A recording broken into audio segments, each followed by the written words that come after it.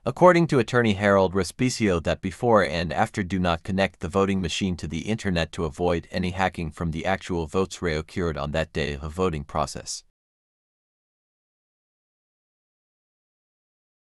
Ko sa iyo, Chairman George Garcia, maglagay ka lang doon sa Annex B ng Resolution 11098. Sabihin mo lang doon, isang sentence, huwag i-connect sa internet ang automated counting machines bago at habang nagpiprint ng election returns. Period. Wala nang iba. Walang mawawala sa mga botante, walang mawawala sa COMELEC. Napakalaking question po, bakit ayaw ninyong gawing ito? Walang ibang paliwanag, alam nyo na ang sagot. Nakikiisa po tayo sa grupo ni Father Robert Reyes para sa isang tapat na eleksyon ngayong 2025. Sir, pa-explain lang. Sabi na kumbaga, wag i-connect doon sa may internet yung habang inaano yung process. Bakit po, attorney? Kasi kailangan nating i-assume na ang mga automated counting machines ay corrupted on the election day. Hindi natin sinasabi na corrupted or hindi. Pero bilang isang eksperto ng IT, kailangan lahat i-minimize natin ang lahat ng opening para madaya ang eleksyon. Wala namang mawawala sa atin kung disconnected sa internet yung voting machines on election day, hindi ba? Pero isipin natin mabuti bilang mga Pilipino, kung merong mandaraya sa ating eleksyon ngayong 2025, manggagaling ba sa loob ng gobyerno o hindi?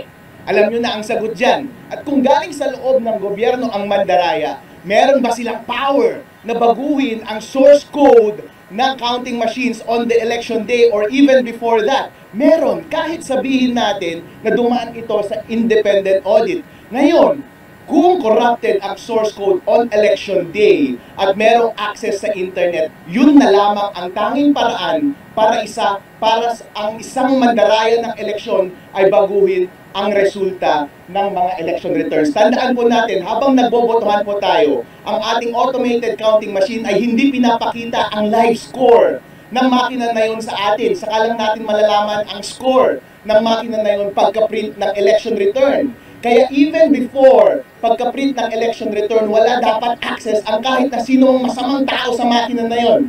Dahil kapag may access ang masamang tao sa makina, baka yung lumabas na final score ay hindi yung totoong score na ibinoto ng mga taong bayan dun sa makina na yon. Kaya ang suggestion ko lamang is, i-print natin yung election return na walang connection sa internet para yung lumabas sa election ng return ay yung totoong boto ng taong bayan.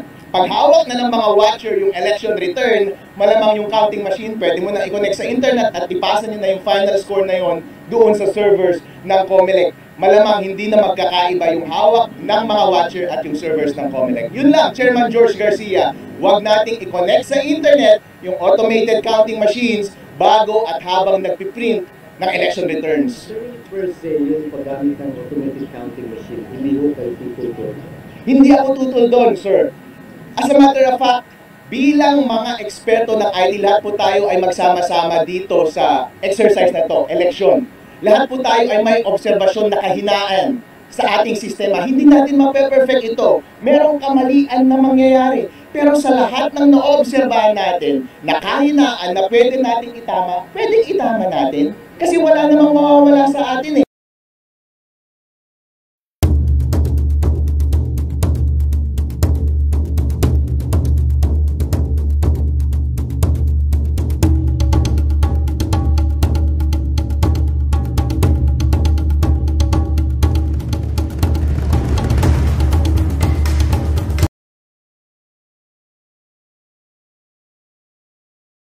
Nakatakot, alright?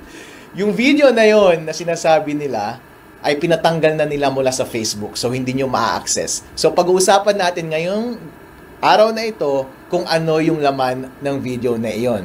Alright, ako bilang abogado ay isa rin akong IT expert kasi bago ako naging abogado ay isa akong CPA, nagtrabaho ako sa Deloitte, ang #1 auditing firm sa buong mundo. At ang expertise ko was information systems audit. Kaya alam ko ang lahat ng mga bagay na yan. Marunong akong mag-code at marunong akong mag-hack.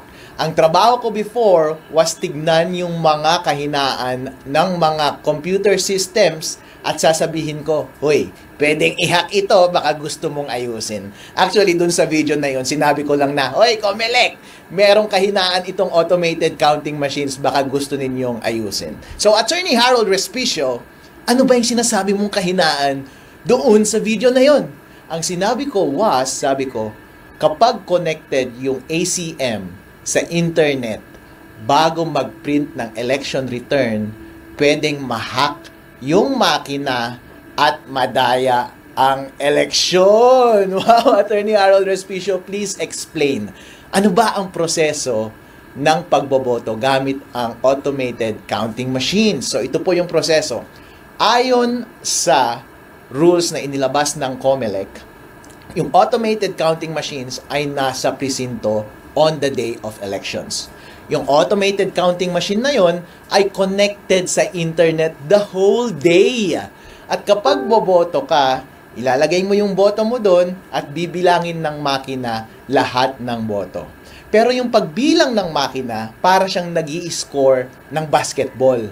Habang bumoboto ang mga tao, merong running score.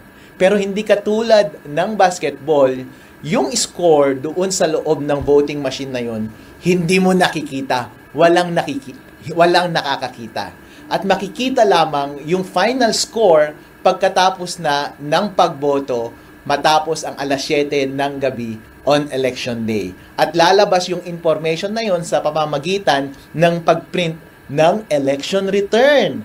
Tapos, yung makina, ipapadala niya yung result sa servers ng COMELEC at yun yung official na returns ng election.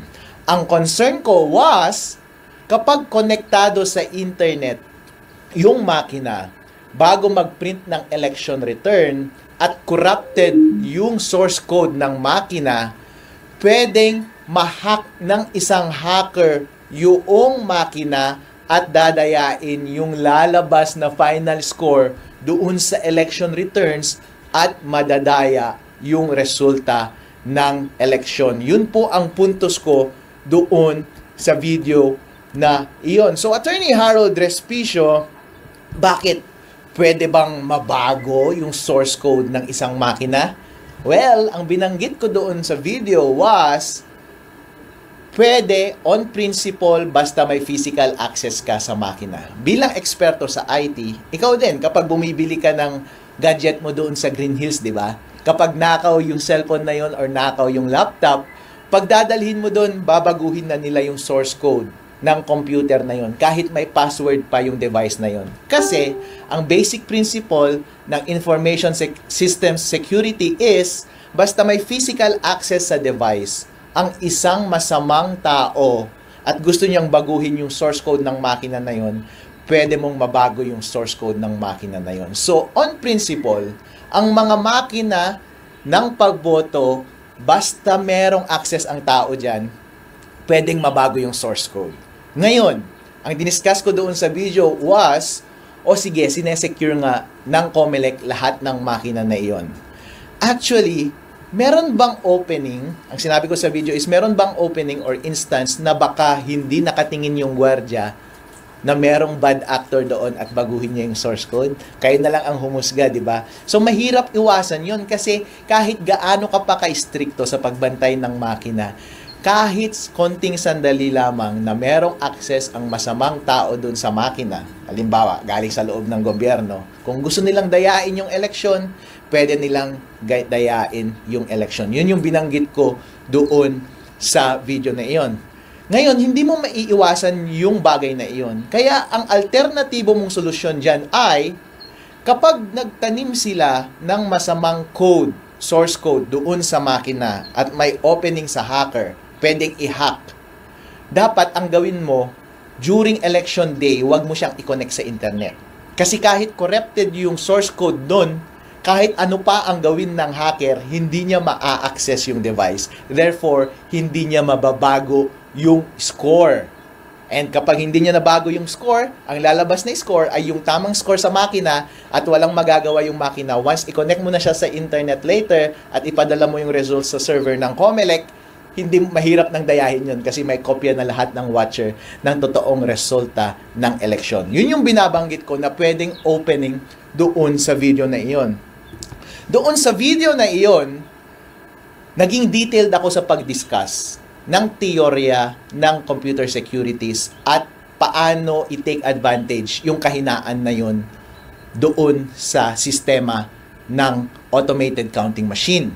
So, nag-code ako doon, dinemo ko kung paano mo talaga siya gagawin code by code, line by line, at ginamit ko itong laptop ko para i-demo in actuality paano siya gagawin. Para, pag nakita ng COMELEC yung video na yun, oo nga no, o kaya nakita ng taong bayan yung video na yun, sasabihin nila, oo nga no, convincing yung explanation ni Harold. Pwede ngang mangyari. Ayusin nga natin to. Actually, yun yung purpose ng video na yun eh. Yun yung hope ko na sana maayos ng COMELEC yung rules nila. Kasi, ang simple lang siyang pwedeng ayusin. Walang mawawala sa atin.